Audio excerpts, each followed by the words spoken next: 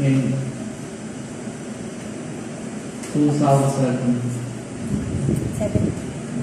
today is 2016. I recall we were coming down from Tanay, and we dropped by this restaurant that has a good view of the valley. And it was there where I announced, although earlier, before we left the retreat house, it was already proposed that about the possibility of bringing Heartspace to Manila. And of course, I agreed to it tentatively. But when we finally reached the restaurant, and I really felt the closeness and the community that was starting to grow from my frequent associations with you, it was then that I thought the time has come to bring Heartspace to Manila. It was a humble beginning. It was a humble, lowly beginning. And we have come a long way since. And I must say that I have seen our community here grow incredibly fast. We have grown incredibly fast in size. But I think we should not be flattered by externals. We shouldn't be flattered by surface growth. Because in spite of the reach and influence Heartspace has exerted in the lives of so many, I think the most important impact is what happens to us internally. We may be flattered, amazed, and awed by the external growth, expansion, and progress. I hope it is the same interiorly. I hope it is so interiorly. Because external good or benefit can only be validated and authenticated to the extent that we have beaten our interior roots. Of what use are the branches that are spread out so far and wide when the root within is rotting or has not grown deep enough? And you, my dear meditators, are the bricks and stones of Heartspace. You are the bricks and stones of Heartspace. You are the bricks and stones of this structure. And the foundation stone is the Lord. The foundation stone is the Lord. And we as bricks and stones are built on that foundation. And what glues us together is faith, hope, and love.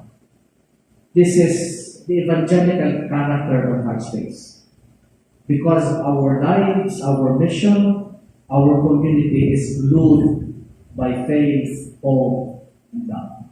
And through this dangerous pandemic, I thank each of you for the great work. That you never put your guard down. You never brought it down. You never relaxed your guard. You've always been vigilant, committed, and upbeat. And that is something I will be very grateful for each of you and to each of you.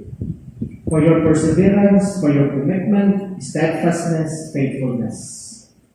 And through this pandemic, you managed to explore other platforms, just so you can keep the momentum, just so you can keep seeing each other, even just virtually.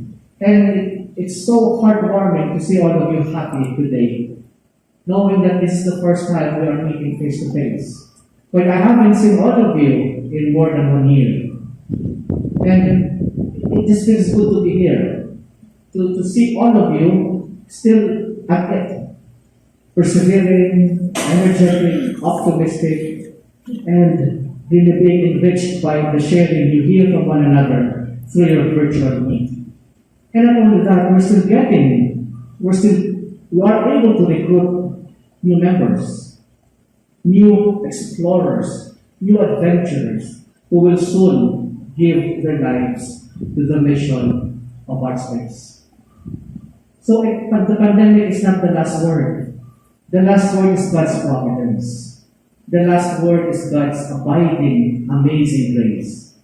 And that is something we have all responded to. And that itself is grace. So through thick and thin, through the ups and downs, you stuck it out. And this fills me with pure amazement.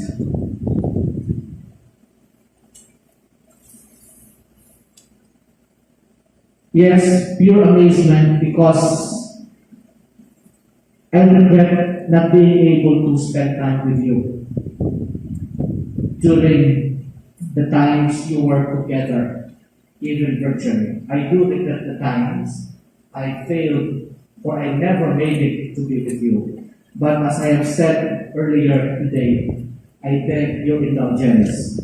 I just couldn't make it on a regular basis.